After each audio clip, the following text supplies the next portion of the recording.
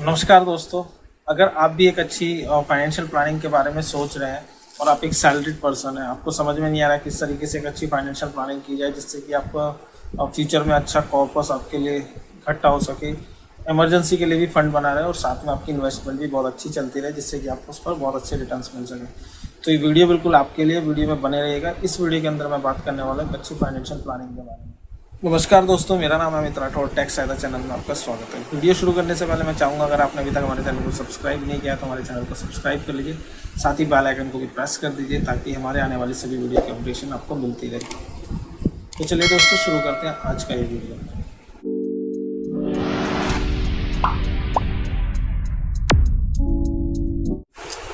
तो सबसे पहले बात करते हैं कि कुछ बेसिक्स आपको पता होने चाहिए।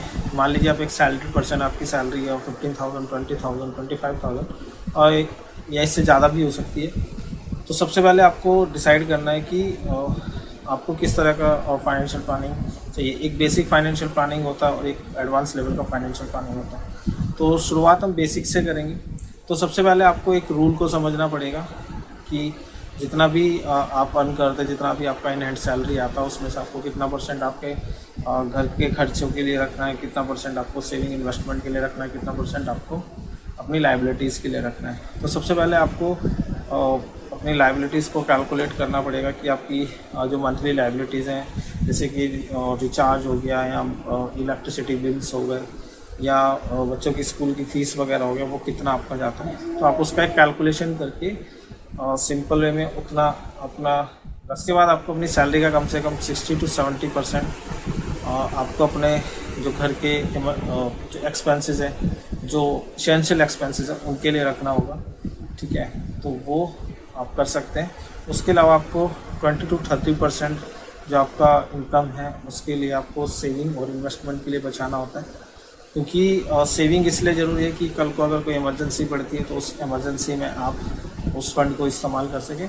और इन्वेस्टमेंट इसलिए ज़रूरी होती है ताकि आप भविष्य के लिए अपने आप को तैयार कर सकें कि इन्फ्लेशन रेट जो है वो हमारे देश में बहुत तेज़ी से बढ़ता है और उस लिहाज से हमें अपनी उसी इनकम में, क्योंकि इनकम उस स्पीड से नहीं बढ़ती है जिस स्पीड से इन्फ्लेशन बढ़ती है, तो उसी इनकम में रहते हैं हम आगे भविष्य के लिए किस तरह तैयारी कर सकते हैं इन्फ्लेशन से लड़ने के लिए। तो उसके लिए इन्वेस्टमेंट बहुत ज़रूरी है।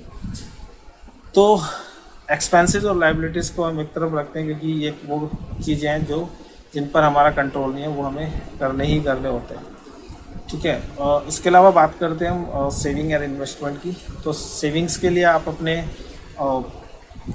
सेविंग्स अकाउंट ओपन कर सकते हो, एफडी वगैरह करा सकते हो। सेविंग से मेरा मतलब यहाँ पर है जिस फंड को आप इमरजेंसी में यूज़ कर सकते हो। ठीक है, उनसे नहीं है जो आप इमरजेंसी में यूज़ नहीं कर सकते। जैसे कि अभी मैं इन्वेस्टमेंट की बात करूं तो इन्वेस्टमेंट के लिए आप स्टॉक मार्केट में इन्वेस्ट कर सकते हैं, आप म्यूचुअल फंड में इन्वेस्ट कर सकते हैं, आप कुछ और जो स्कीम्स चलती है। तो अगर सेविंग अकाउंट की हम बात करें, अगर आप सेविंग अकाउंट में अपना पैसा डालते हैं तो उसमें आपको बहुत ज़्यादा इंटरेस्ट अर्न नहीं कर सकते आप। बहुत ही बेसिक सा इंटरेस्ट आपको मिलता है, 4%, 5%, 6%। ठीक है, अगर आप एफडी में इन्वेस्ट करते हैं तो आपको एनुअली 7-8% का इंटरेस्ट उस पर मिल जाता है। आप सेम ऐसे अगर आप आरडी करते हैं तो आरडी में भी आपको थोड़ा इंटरेस्ट मिल जाता है 5-6% तक। लेकिन अगर आप स्टॉक मार्केट में इन्वेस्ट करते हैं तो उसमें हालांकि कोई लिमिटेशंस नहीं है, आप कितना भी उसमें अर्न कर सकते हैं। डिपेंड करता है आपकी नॉलेज, आपकी स्किल्स पर कि आप कितना नॉलेज और कितने स्किल्स के साथ उसमें इन्वेस्ट करते हैं। म्यूचुअल फंड में भी आप इन्वेस्ट करते हैं तो उसमें भी आपकी स्किल्स और नॉलेज पर डिपेंड करते हैं कि आप किस तरीके से उसमें इन्वेस्ट कर रहे हैं। तो उसके बेसिस पर आपके जो रिटर्न्स हैं वो अनलिमिटेड हो सकते हैं।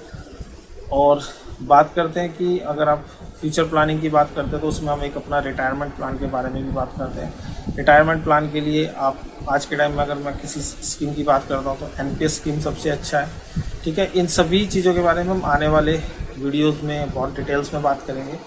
ठीक है, और इसके अलावा अगर मैं बात करूँ कि आपको और क्या चीज़ें इसके अंदर ऐड कर सकते हैं, तो आप ऐड कर सकते हैं इसके अंदर, आप एक हेल्थ इंश्योरेंस ले सकते हैं, आप लाइफ इंश्योरेंस ले सकते हैं। ये दोनों बहुत ही ईजीएस्ट वे में आपको ऑनलाइन या ऑफलाइन दोनों तरीक़ों से मिल सकता है और बहुत ही बेसिक पेज, बहुत ही बेसिक इसका जो है प्रीमियम जाता है।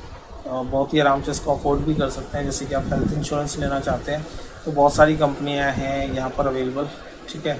अगर आप चाहते हैं कि इसके ऊपर मैं कोई डेडिकेटेड वीडियो बनाऊं तो आप मुझे कमेंट बॉक्स में बता सकते हैं, तो इन सब चीज़ों के ऊपर हम एक डेडिकेटेड वीडियो बना सकते हैं।